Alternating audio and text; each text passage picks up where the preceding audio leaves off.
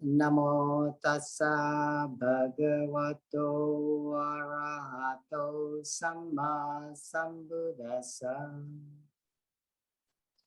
Namo tassa bhagavato arahato samma sambuddhassa. Namo tassa bhagavato arahato samma sambuddhassa. So, welcome everybody. Let's continue with the Four Noble Truths, looking at it from one facet. And today's page we're going to do on the accomplishment. It is important to know when you have let go of desire, when you no longer judge or try to get rid of it, when you recognize that it's just the way it is. When you are really calm and peaceful, then you will find that there is no attachment to anything. You are not caught up trying to get something or trying to get rid of something. Well-being is just knowing things as they are without anything, any attachments. Well-being is not just knowing that without feeling the necessity to pass judgment upon them. So we say all the time, this shouldn't be like this. We always complain. I shouldn't be this way. We're never content with the way we are. And you should be like this, and you shouldn't do that. And you could tell me what I should be working on. We should be kind, loving, generous, good-hearted, hardworking, diligent, courageous, brave, and compassionate. I don't have to know you at all to tell you that. But to really know you, I would have to open up to you rather than start from an ideal about what a woman or man should be. So it's a lot of judgmental. We have fixed views about the way things should be. So what a Buddhist should or be, or what a Christian should be, it's not that. We don't know what we should be. So our suffering comes from the attachment that we have to certain ideals, how things should be. They should be like this, this, this. You should look like this. You should act like this. You should behave like this. Our economy should be like this. Our president should be like this. Our teachers should be in a certain way. So when we have fixed ideas about how things should be, how nature should be, there shouldn't be any mosquitoes, flies, and ants, So we are trying to make a perfect world, which we try to develop in our minds. So our suffering comes from the attachment that we have to ideals and the complexities we create about the way things are. We are never what we should be according to our highest ideals. Life, others, the country we are in, the world we live in, things never seem to be what we are, what they should be. We become very critical of everything and of ourselves. Mainly, people are really caught up with their own selves. I should have like this, I should look like this, and try to have surgery, plastic surgery, so that people will appreciate my beauty and me, and so on and so forth. So we become very critical of everything and of ourselves. I know I should be more patient, but I just can't be patient.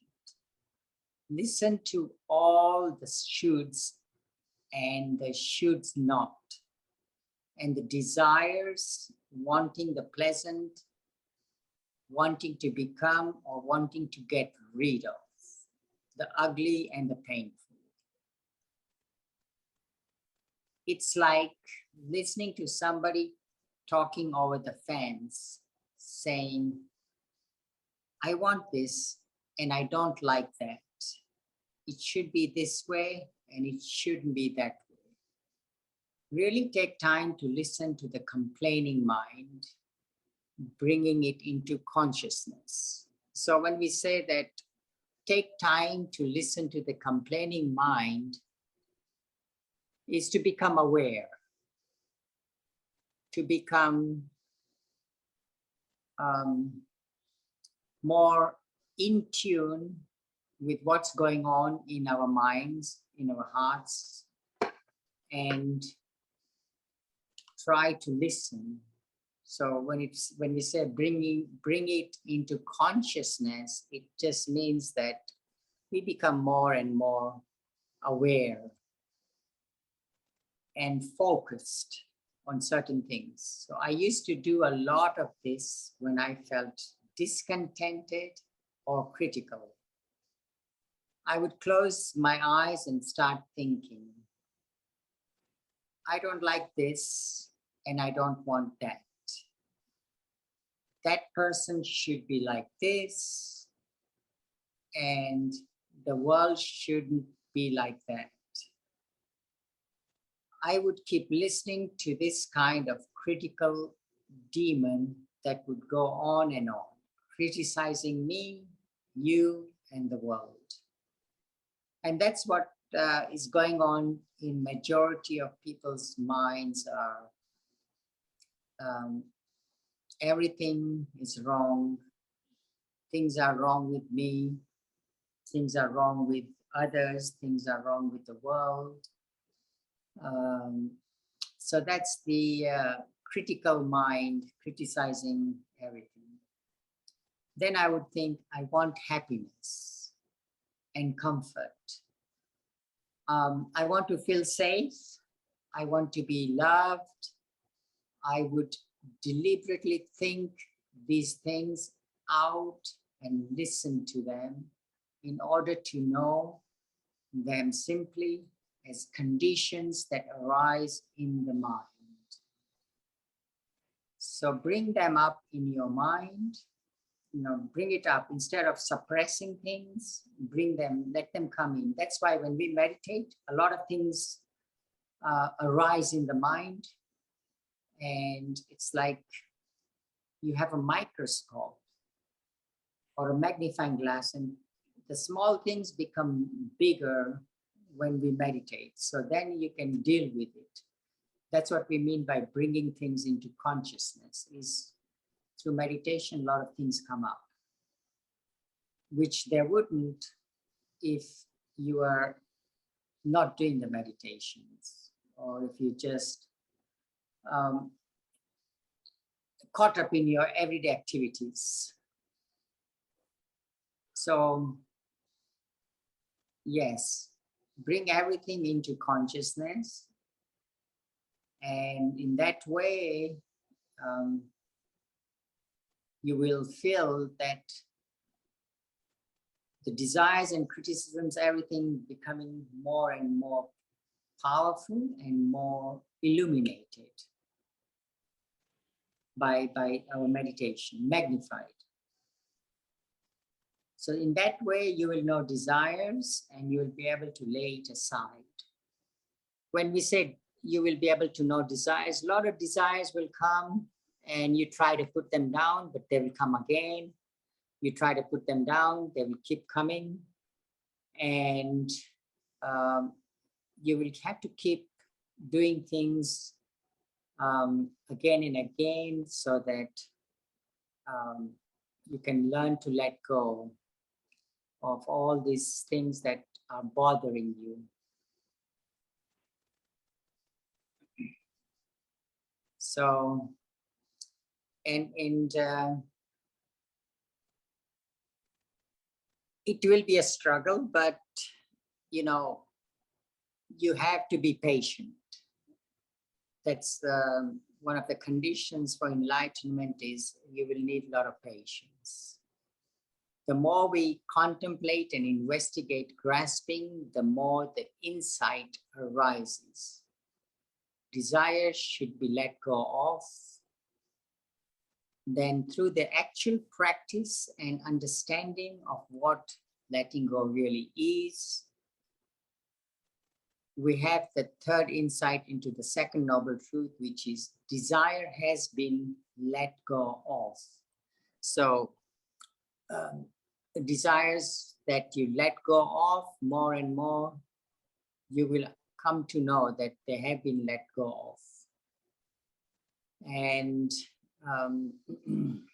then through the actual practice and understanding of what letting go really is, we have the third insight that desire has been let go of completely. We actually know letting go. So it is not a theoretical letting go, but a firm understanding, practical, a direct insight. So you would learn to do this by practicing more and more. You know, letting go has been accomplished. This is what the practice is all about. And as your understanding gets more and more comprehensive, more and more complete, then all kinds of letting go of attachments, of desires, of addictions and impediments to meditation, all these things are let go of. So we'll come to the third noble truth, and the third noble truth is about the cessation of suffering. It is the reminderless fading and cessation. Cessation means complete stopping of the same craving. So we use one craving in order to eliminate another kind of craving. So we use the craving to eliminate all craving. That in itself is a craving, but it's not a bad craving, it's a good craving. So then the third noble truth says relinquishing, living and renouncing, living behind the craving and renouncing of it. But whereupon is this craving abandoned and made to cease? So wherever there is what seems gratifying, lovable, thereon it is abandoned. So whatever is delightful, stimulating, lovable, gratifying, that's where the craving has to be abandoned. So there is this noble truth of the cessation of suffering. Such was the vision, insight, wisdom, knowing, and the light that arose in me about things not heard before.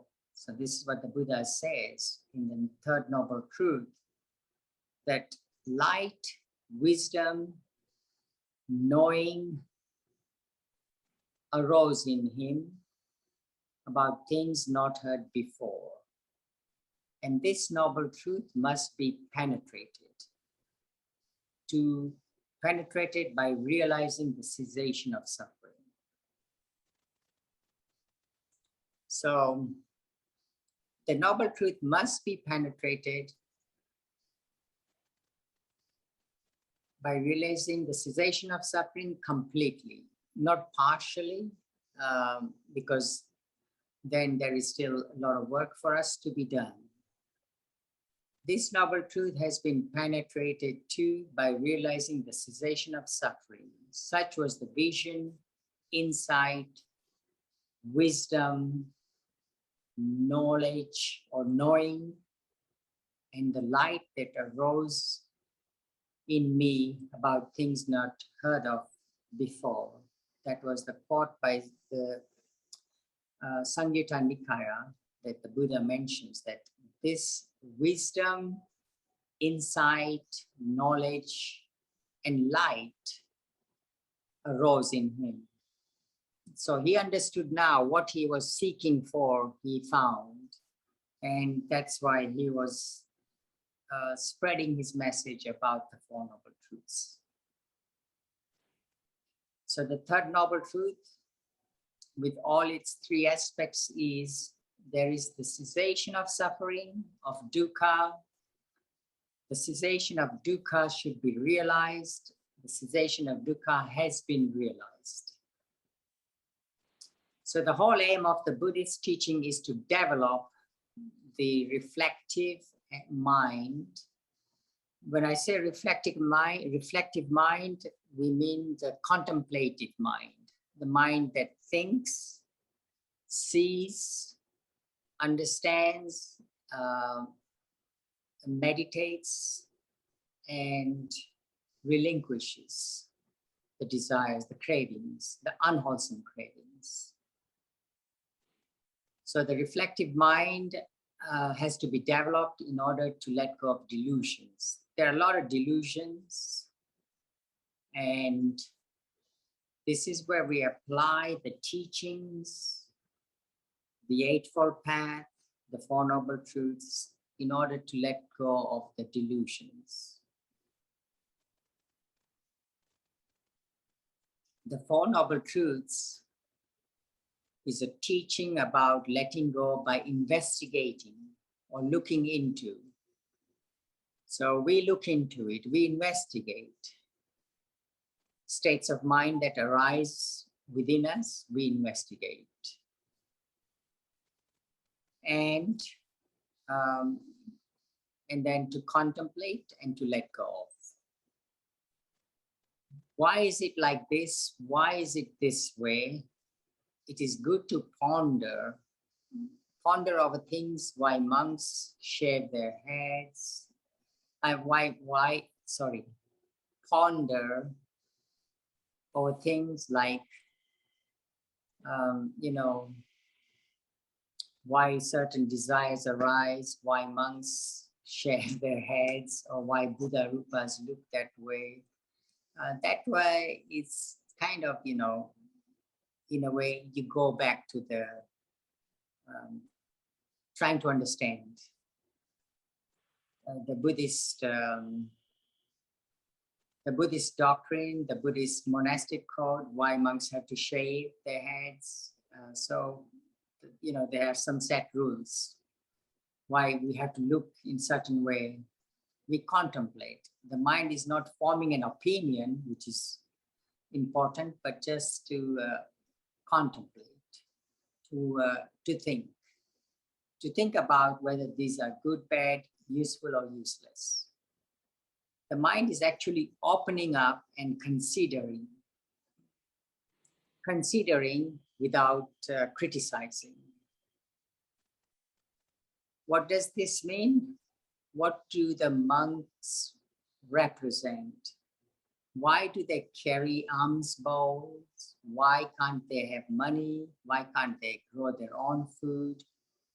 So this is on the surface contemplation. We contemplate how this way of living has sustained the tradition and allowed it to be handed down from its original founder, Gautama the Buddha, to the present time. So this is the contemplating, considering about the external, the monastic traditions, why do monks, do things in certain way. So we reflect as we see suffering. We reflect as we see suffering, as we see the nature of desires, and we recognize that attachment to desire is suffering. Why attachment to desires is suffering? Because they can never be fulfilled. Our desires can never be fulfilled. The more we desire, the more we keep on desiring. It's like a drug addict. The more the drug addict takes to satisfy his addiction, the less satisfied he is, the more he takes. And then it's like a catch-22. It never stops until you really understand the nature of desires, then you can try to stop it. And in some cases you can. So these insights can only come through reflection. They cannot come through belief. So in the Buddhist teachings, it's not the belief, but insight that will help us. So they can only come insights. These insights can only come through reflection. They cannot come through belief, which makes a lot of sense. You cannot make yourself believe in something or realize it as an insight, as an act of will, a willful act. You cannot will yourself to desire, to insights. It has to grow in you and get matured through certain stages of development. When we develop our mind, then insight arises.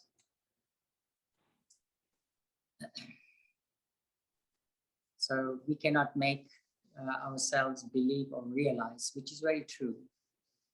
They come only through the mind being open. Insights only arise when the mind is open, receptive, reflective to the teachings and practical stages through our practice. Blind belief is certainly not advised or expected of anyone. So we do not expect people to believe or to,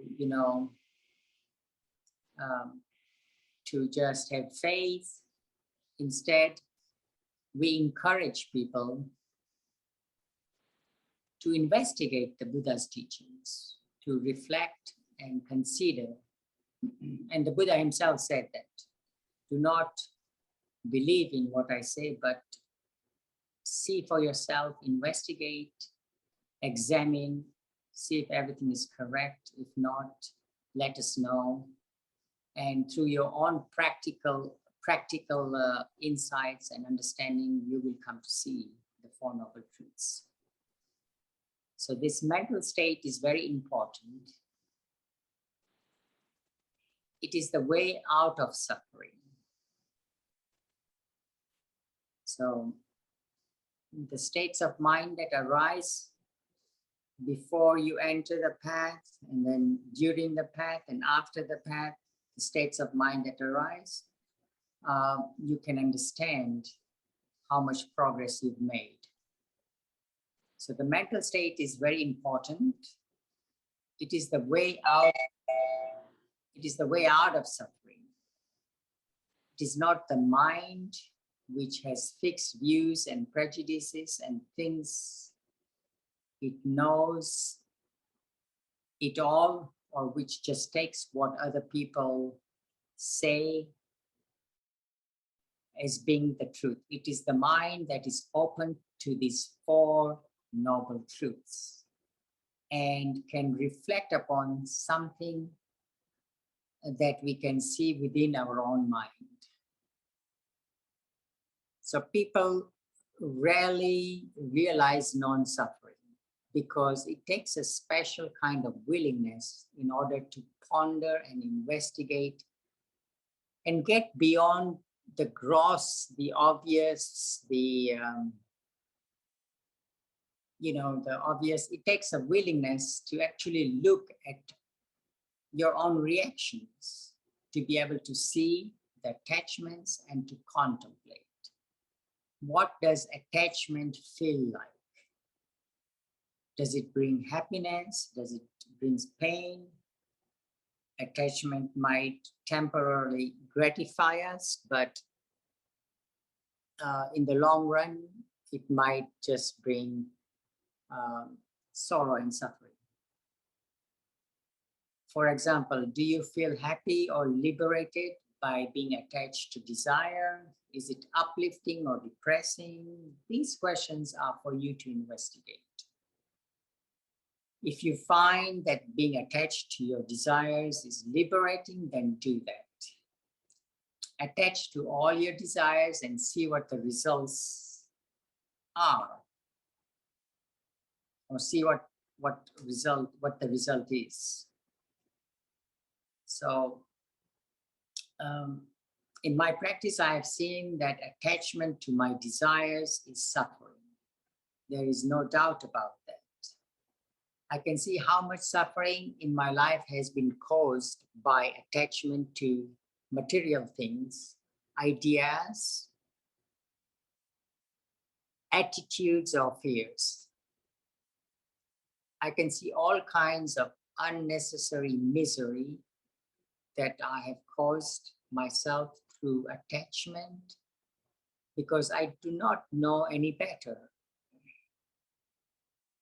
So I was brought up in America, the land of freedom. It promises the right to be happy. But what it really offers is the right to be attached to everything. America encourages you to try to be as happy as you can by getting things, material things or otherwise. However, if you are working with the Four Noble Truths, attachment is to be understood and contemplated, then the insight into non-attachment arises.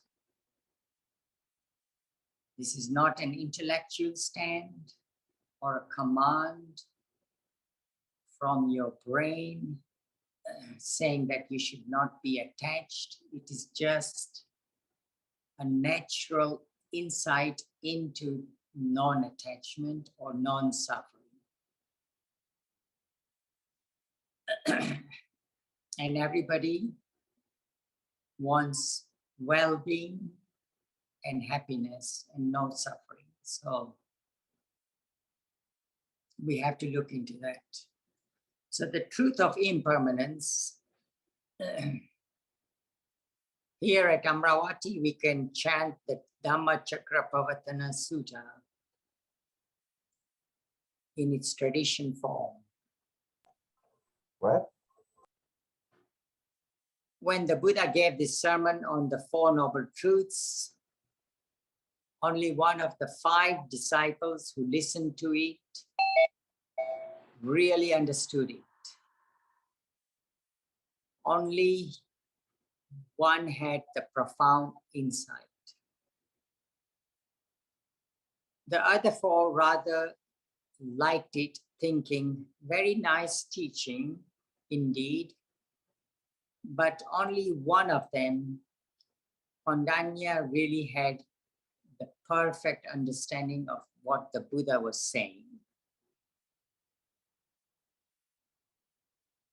So the Buddha was saying only one person, when he taught the 5 ascetics, understood. The others partially kind of liked it. So the devas, these are the angelic beings, were listening to the sermons, devas are celestial, ethereal creatures, vastly superior to us. They do not have coarse bodies like ours. They have fine material, ethereal bodies, and they are beautiful and lovely, intelligent. Now, although they were delighted to hear the sermon, not one of them was enlightened by it. So you may be reading the Buddha's teachings superficially, and you might not completely understand it in the first go, but gradually, as you contemplate and investigate, then your understanding matures. So we are told that they became very happy about the Buddha's enlightenment, and that they shouted up through the heavens when they heard his teachings. So they went through stages shouting about the Buddha's teachings and rejoicing throughout the Brahma realm. There were resounding joy that the wheel of Dhamma was set rolling in motion, and that these devas and Brahmas were rejoicing in it. So sometimes you see behind the Buddha's head a wheel that signifies the will of truth that the Buddha set in motion, that cannot be stopped. However, only Kondanya, one of the first five disciples, was enlightened when he heard this sermon. At the very end of the sutta, the Buddha called him Anya Kondanya. Anya means profound, knowing. So Anya Kondanya means Kondanya, the one who knows. So what did Kondanya know? What was his insight that the Buddha praised at the very end of the sermon? It was all that is subject to arising is subject to ceasing. Everything arises and everything ceases. Now, this may not sound like any great knowledge, but what it really implies is a universal pattern, a universal phenomenon. Whatever is subject to arising is subject to ceasing, to complete stopping.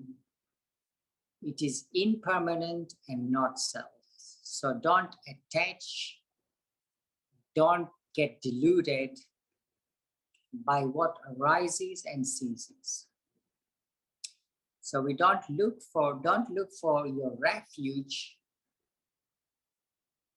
that in that which you want to abide in and trust in anything that arises, because those things will cease. So our safe, secure refuge is not in things that arise and cease.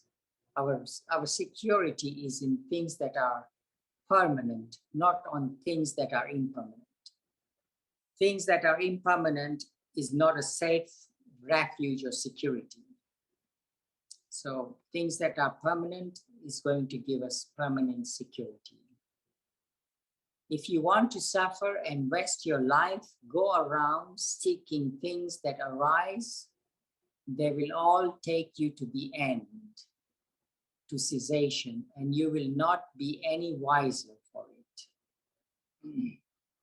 You will just go around repeating the same old dreary habits. And when you die, you will not have learned anything important from your life.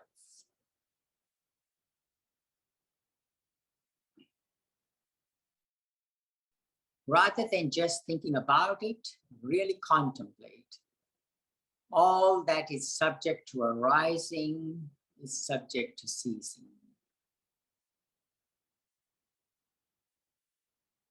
all that is subject to arising is subject to ceasing.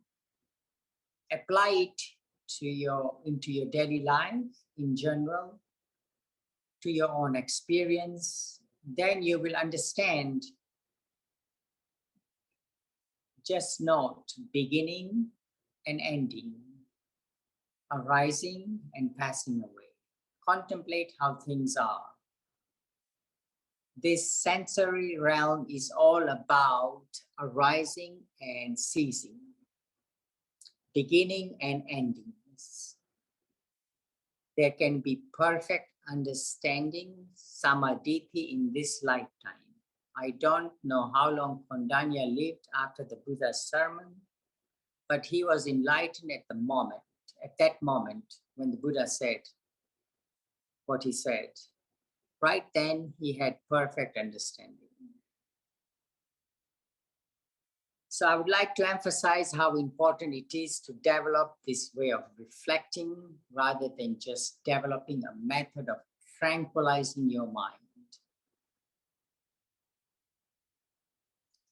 which certainly is one part of the practice. Really see that proper meditation is a commitment to wise investigation. It involves a courageous effort to look deeply into things, not analyzing yourself and making judgments about why you suffer on a personal level, but resolving to really follow the path until you have profound understanding. Such perfect understanding is based upon the pattern of arising and ceasing. Once this law is understood, everything is seen as fitting into that pattern.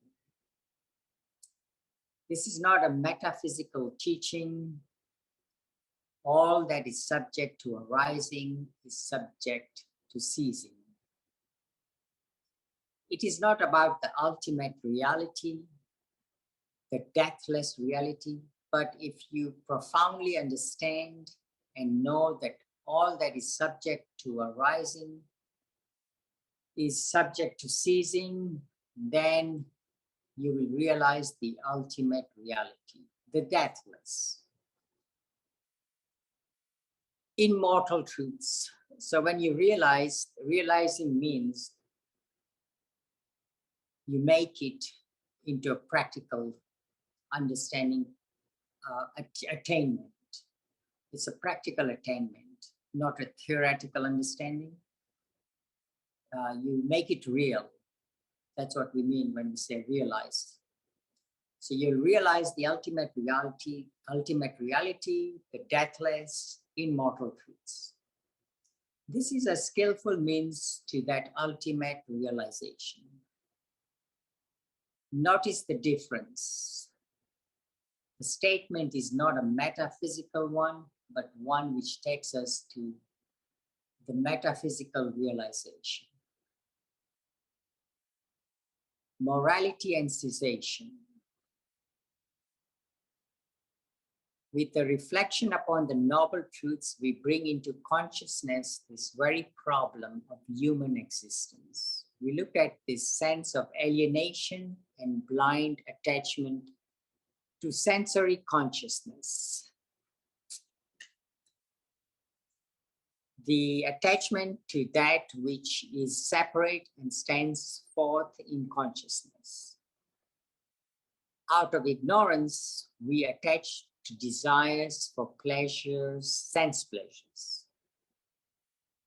When we identify with what is mortal or death-bound, and with what is unsatisfactory, that very attachment is suffering. So sense pleasures are all mortal pleasures. Whatever we see, hear, touch, taste, think, or feel is mortal, death-bound, impermanent,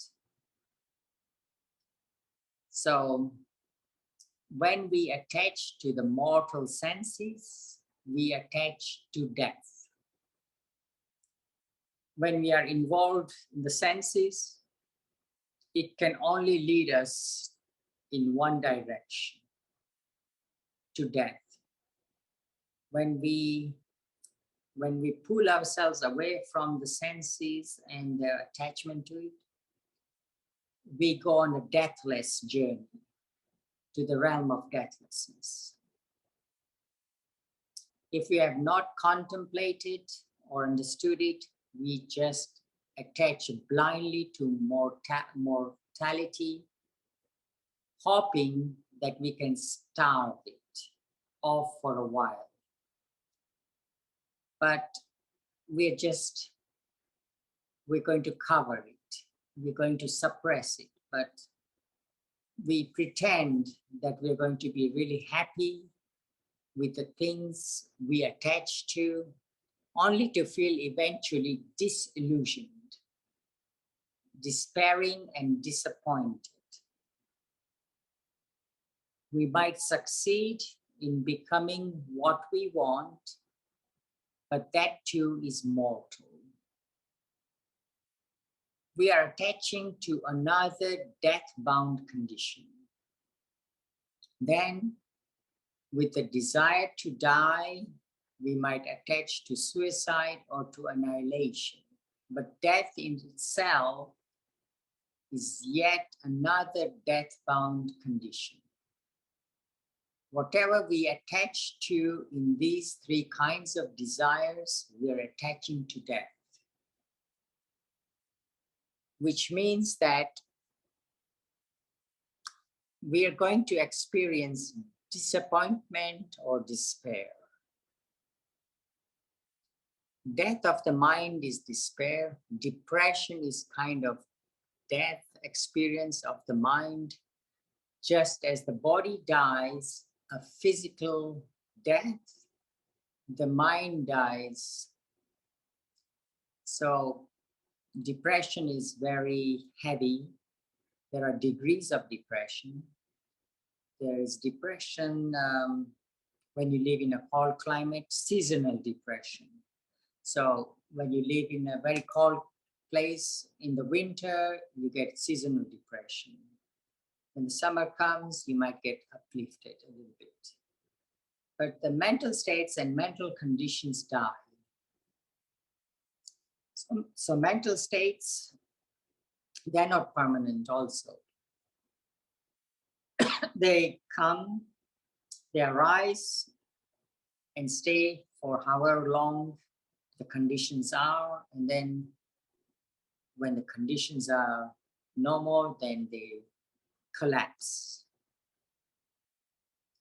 So we call it despair, boredom, depression, anguish, whatever we call the mental conditions that are negative, unwholesome, unbeautiful mental states. Whenever we attach, if you're experiencing boredom, despair, anguish, and sorrow, we tend to seek some other mortal condition that's arising. As an example, you feel despair and you think, I want a piece of chocolate cake. Off you go. For a moment, you can absorb yourself into that sweet, delicious chocolate flavor or that piece of cake. At that moment, there is becoming. You've actually become the sweet, delicious chocolate flavor. But you can't hold on to that very long. You swallow, and what's left, then you have to go on to do something else that is becoming. So it's a restless state of seeking to gratify ourselves.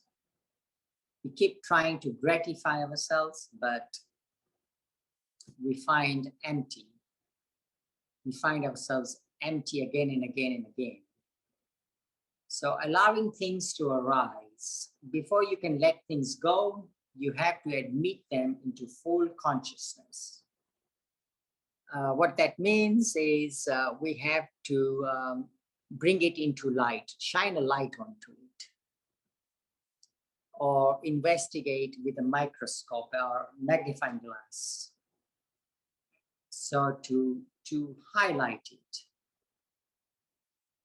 So when we admit things into full consciousness, we are also opening up and acknowledging that something is wrong, something is happening that needs our attention. So in meditation, our aim is to skillfully allow the subconscious to arise into consciousness. All the despair, fear, anguish, suppression, anger is allowed to become conscious. So we allow these states instead of suppressing, instead of hiding under the carpet, instead of pushing it, we let it arise and to see its nature.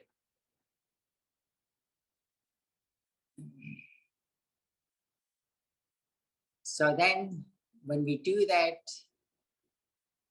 there is a tendency in people to hold to a very high-minded ideals. So people who have very high ideals, they become very disappointed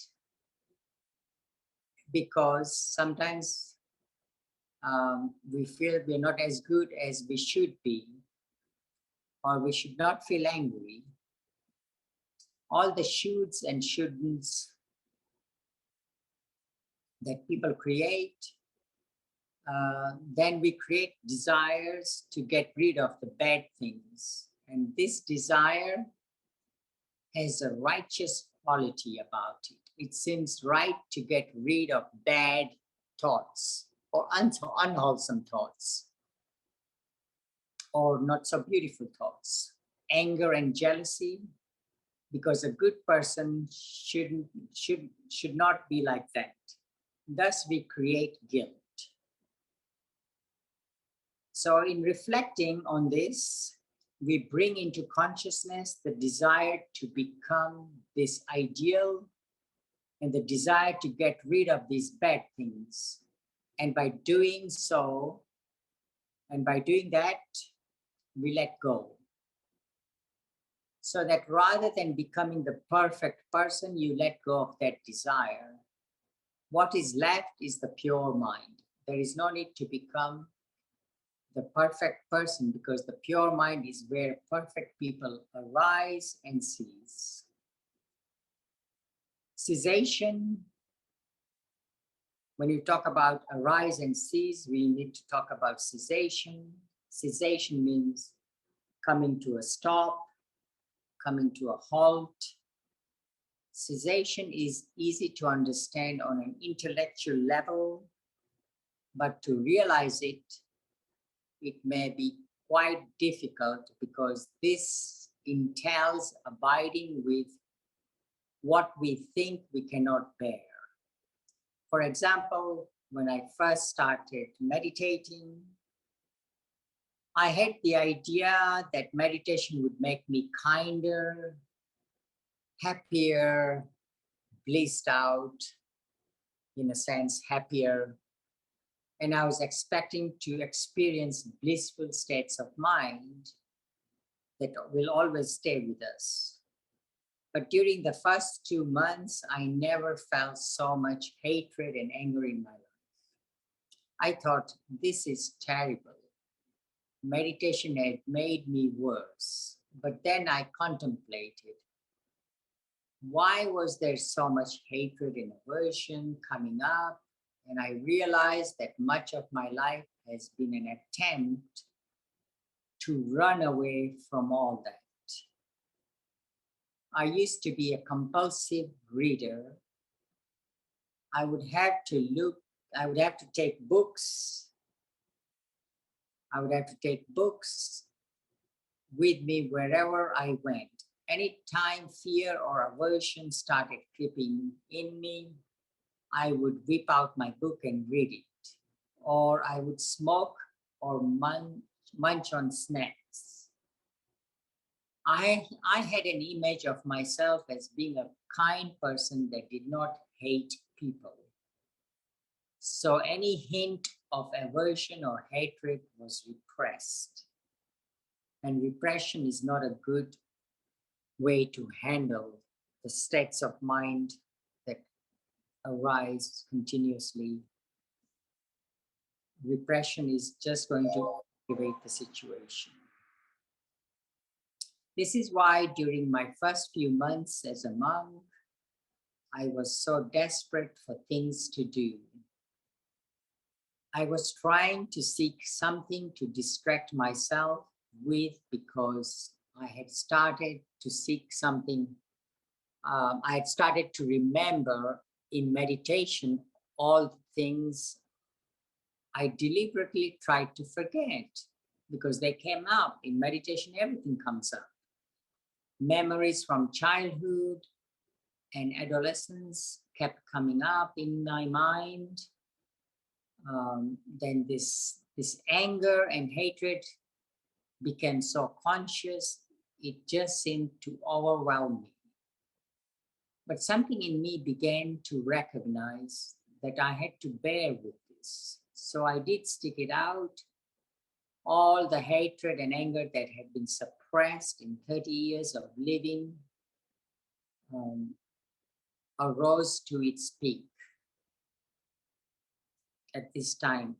And it burned itself out and ceased through meditation. It was a process of purification. So to allow this process of cessation to work, we must be willing to suffer. This is why I stress the importance of patience.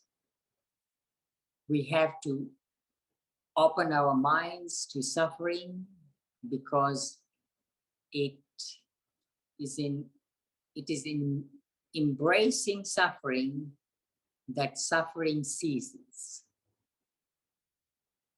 When we accept and when we deal with it, then we give it a chance for suffering to cease. And when suffering ceases, happiness arises. It's not that suffering ceases and nothing but boredom is there. When suffering ceases, blissful states of mind arise. When we find that we are all suffering, physically or mentally, then we go to the actual suffering that is present. We open completely to it, welcome it, and concentrate on it. So by concentrating on it patiently and with forbearance, with the unpleasantness of a particular condition, we have to endure initially the boredom, the despair, the doubt, the fear, initially in order to understand that they cease rather than running away from them or suppressing them. So as long as we do not allow things to cease, we just create new karma or karma. The Pali word is the karma, K-A-M-M-A. So we just create new karma that just reinforces our habits.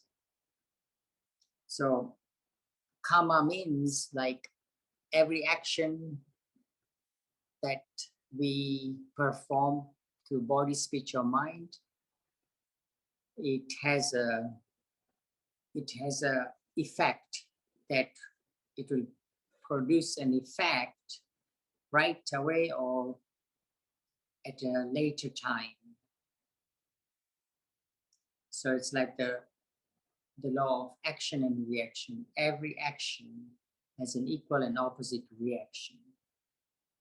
So as long as we do not allow things to cease, we just create new conditions. That's what karma can be thought of as new conditions that we just reinforces our habits. When something arises, we grasp at it and proliferate around it. proliferate, spreading out, making it more and more bigger. And this complicates everything. Then these things will be repeated and repeated throughout our lives. We cannot go around following our desires and fears and expect to realize peace. We contemplate fear and desire so that these do not delude us.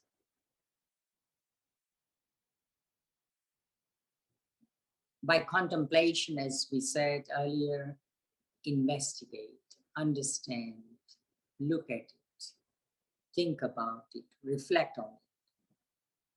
Today, tomorrow, just gradually get to the bottom of it.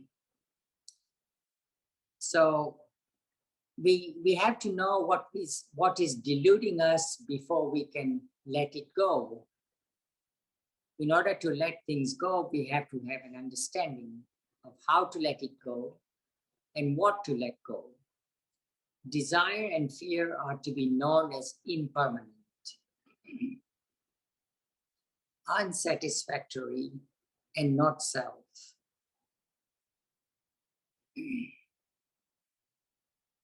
So I'll repeat that. Desire and fear are to be known as impermanent, unsatisfactory, and not self.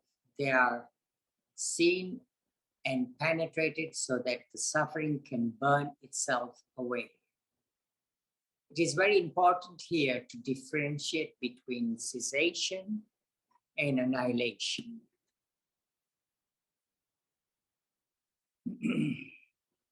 By cessation is, as we mentioned,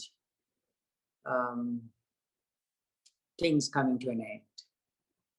Annihilation is stopping completely. The desire that comes into the mind to get rid of something, cessation is the natural ending of any condition that has arisen. So it is not desire, it is not something that we create in the mind, but it is the end of that which began, the death of which is born, of that which is born. Therefore, cessation is not a self. It does not come about from a sense of I have to get rid of things. But when we allow that which has arisen to cease, to do that, one has to abandon craving. Let it go. It does not mean rejecting or throwing away, but abandoning means letting go of it. Then, when it has ceased, you're experiencing nirodha, cessation, emptiness, non-attachment. Nirodha is another word for nibbana. It's a Pali word. When you have let go, when you have let something go and allowed it to cease, then what is left is peace. You can experience that peace through your own meditation, which is very highly encouraged in the Buddhist teachings. When you've left desire and in your own mind, that which is left over is very peaceful. That is the true peacefulness, the deathless. When you really know that as it is, you realize nirodha satcha, the truth of cessation. Satcha means the truth, in which there is no self, but there is still alertness and clarity. So the real meaning of bliss is that peaceful, transcendent consciousness, transcendent consciousness. If we do not allow cessation, then we tend to operate from assumptions. We make about ourselves without even knowing what we are doing. Sometimes it is not until we start meditating that we begin to realize how in our lives so much fear and lack of confidence come from childhood experiences. I remember when I was a little boy, I had a very good friend who turned on me and rejected me. I was distraught for months after that. It left an indelible impression on my mind. Then I realized through meditation just how much a little incident like that had affected my future relationships with others. I've always had a tremendous fear of rejection. I never ever thought of it until that particular memory kept rising up into my consciousness during meditation. The rational mind knows that it is ridiculous to go around thinking about the tragedies of childhood. But if they keep coming up into consciousness when you are middle-aged, maybe they are trying to tell you something about assumptions that were formed when you were a child. When you begin to feel memories or obsessive fears coming up in meditation, rather than becoming frustrated or upset by them, see them as something to be accepted into consciousness. Bring it into focus so that you can learn, you can let them go. You can arrange your daily life so that you never have to look at things. You never have to look at these things. Then the condition for them to actually arise are minimal. You can dedicate yourself to a lot of important causes and keep busy. Then these anxieties and these anxieties and nameless fears never become conscious. But what happens when you let go? The desire or obsession moves, and it moves to cessation. It ends. And then you have the insight that there is the cessation of desire. So the third aspect of the noble truth is cessation has been realized. So the realization, this is to be realized, the Buddha said emphatically. This is a truth to be realized here and now. We do not have to wait until we die to find out if it's all true. This teaching is for living human beings like ourselves. Each time, each one of us has to realize it. I may tell you about it and encourage you to do it, but I can't make you realize it. You have to do the work yourself. We can only guide you. So don't think of it as something remote or beyond your ability.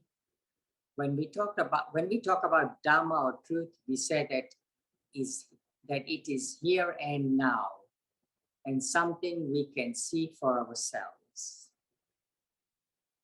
We can turn to it, we can incline towards the truth, we can pay attention to the way it is here and now. At this time and at this place, in this moment. This mindfulness, or that's mindfulness. Being alert and bringing attention to the way it is. And through mindfulness, we investigate the sense of self. This sense of self, the sense of me and mine, my body, my feelings, my memories, my thoughts, my views, my opinions, my house, my car, so on and so on. My tendency was self-disparagement. So, for example, with the thought, I am Sumedho, I think of myself in negative terms. I'm not good. I'm not good. But listen, from where does that arise? And where does it cease? Or I'm really better than you. I'm more highly attained. I've been living the holy life for a long time. So I must be better than any of you. Where does that arise and cease? When there is arrogance, conceit, or self-disparagement, whatever it is, examine it. Listen inwardly, I am. Be aware and attentive to the space before you think it. Then think it and notice the space that follows. Sustain your attention on that emptiness, and at the end, see how long you can hold your attention to it. See if you can hear a kind of ringing sound in the mind, the sound of silence, the primordial sound. When you concentrate your attention on that, you can reflect. Is there any sense of self? You see that. When you can see that, so that you can really feel when you are really empty. You can feel that emptiness. When you are just clarity, alertness, and attention, there's no self. There's no sense of me and mine. So I go to that empty state and I contemplate Dhamma. I contemplate Dhamma, I think this is just as it is. This body here is just this way. I can give it a name or not, but right now it's just this way. It's not Sumedho. There's no Buddhist monk in this feeling of emptiness. So in the emptiness, there is no Buddhist monk, no man, no cars, no trucks, no anything. It's just a way of conventional thinking. Buddhist monk is merely a convention, appropriate to time and place. When people praise you and say how wonderful, you can know it as someone giving praise without taking it personally. You know, there's no Buddhist monk there, it's just suchness. It's just this way. If I want Amravati to be a successful place, and it is a great success, I'm happy. But if it all fails, if no one is interested, we can't pay the electricity bill and everything falls apart. Failure. But really, there is no Amravati. The idea of a person who is a Buddhist monk or a place called Amravati, these are only conventions, not ultimate realities. Right now, it is just this way, just the way it is supposed to be. One doesn't carry the burden of such a place on one's shoulders because one sees it as it really is, and then realize there is no person to be involved in it. Whether it succeeds or fails is no longer important in the same way. In emptiness, things are just what they are. When we are aware in this way, it doesn't mean that we are indifferent to success or failure and that we don't bother to do anything. We can apply ourselves. We know what we can do. We know what has to be done, and we can do it the right way. Then everything becomes Dhamma, the way it is. We do things because it is the right thing to do, things at this time. It's the right thing to be doing at this time. And in this place, rather than out of a sense of personal ambition or fear of failure.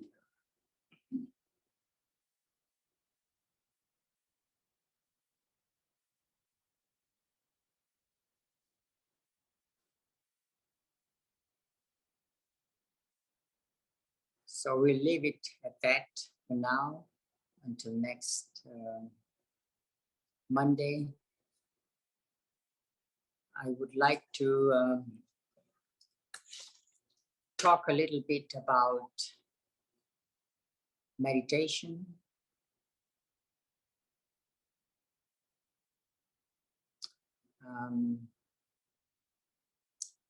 Does anybody have questions on meditation?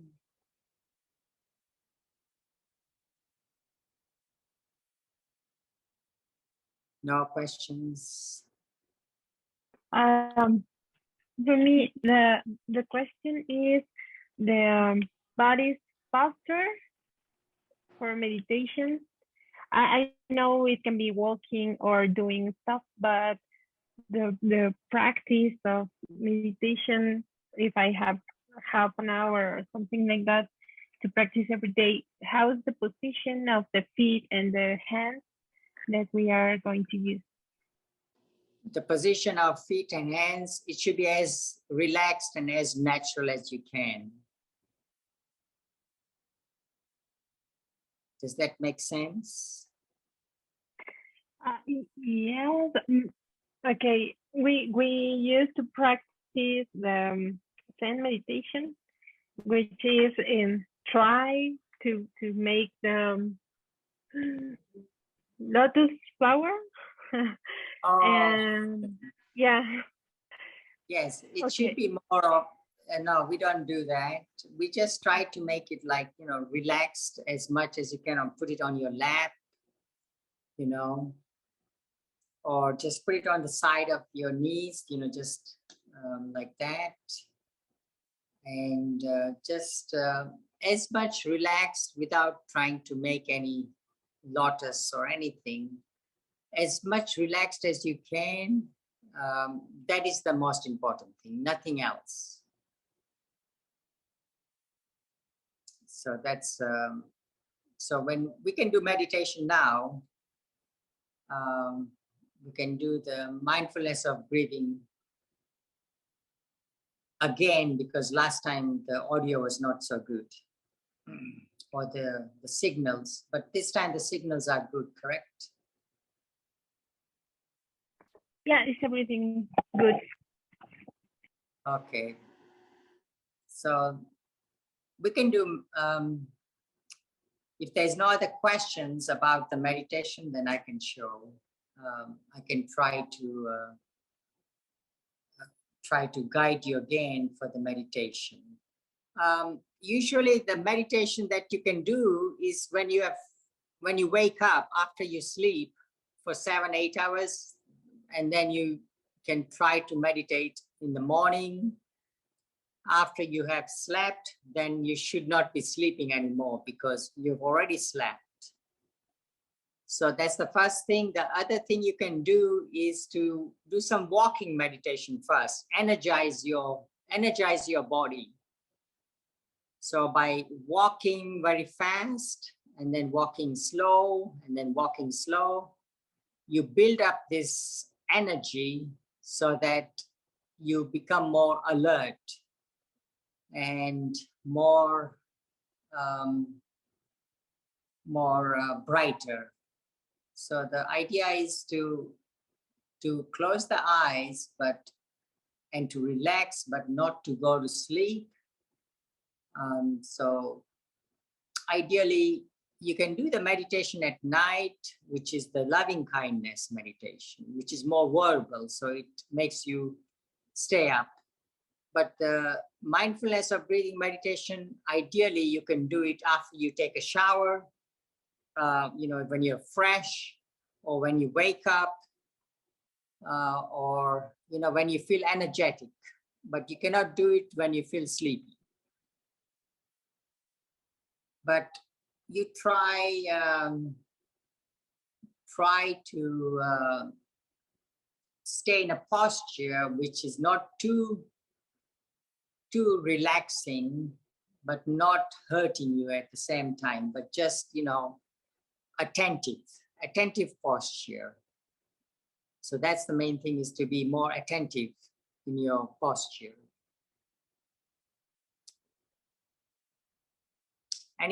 Or you could drink coffee before you meditate, right? 15 minutes before you meditate, drink some coffee or something that will keep you going in the beginning. Afterwards, you don't need it, because once you become skilled at meditation or proficient, then you don't feel sleepy. And I don't encourage people to meditate while they are driving, because you might go to sleep while driving. So when you are driving, you just focus your attention on what you're doing. That's kind of a meditation. Well, as long as your things become clear, which means you're examining it, and as long as those things you learn to let go of, whatever may be impediments connected with those things, you learn to let go and see them as impermanent and non-self and suffering, then that's the hallmark of panya, or wisdom. Panya means wisdom in Pali. If you cannot stay awake when you meditate with your eyes closed and you feel sleepy, then you can do jogging, you can do running, you can do sprinting. That energizes your body and mind. And then you can sit down. Afterwards, you can do some walking meditation, and then you can sit down. So the more cardio activity you do before helps you to stay up, stay alert and awake. Now, certain hours when you do the retreat, there are certain hours you do sleeping. And when you're sleeping, you can still be aware and awake. So the body may be might be resting, but your mind will be more attentive and conscious and awake, or awareness will be there. Because we try to do the middle way, where there's no extremes, and you're welcome to lay down but still be in a state of meditation. That's fine. But people then, when they sit too much, they have back pain and all that. So some people may not, for some people it may not be good. So that's why we don't encourage people to do too much extreme torturous, because meditation should be the middle path, not torturing yourself and not too relaxed, but the just right amount of meditation without, I mean, you're welcome. Anybody's welcome when we do the meditation. You're welcome to stay up or do walking. It's good. It's good to try to push yourself more and more. Instead of going to sleep, trying to be more awake. But some people, the next day, they might feel sleepy. There's two things. Sometimes fear, when you observe morality, when you observe the precepts, then you don't fear. When you observe your precepts, morality, when you don't kill, don't steal, don't lie, don't commit sexual misconduct, don't take intoxicants, and when you're keeping your precepts, then you become more, and meditate, of course, and learn the Buddha's teachings, you become more fearless. This is a very powerful meditation. This it's called the mindfulness of breathing, and it's nothing material. We use the air because the air is with us 24 hours a day, correct? The oxygen we breathe in is always with us. If it isn't there, then we're not here. The whole thing depends on the air. So we don't use any of the special kind. People use these beads and all that. We don't use for meditation. So this meditation is independent of any material object, because air is 99.9% empty space. So in order to let go of this material world, we have to have something immaterial, and air is really immaterial object. So with the immaterial object, we can step out of this realm of materiality and experience something different.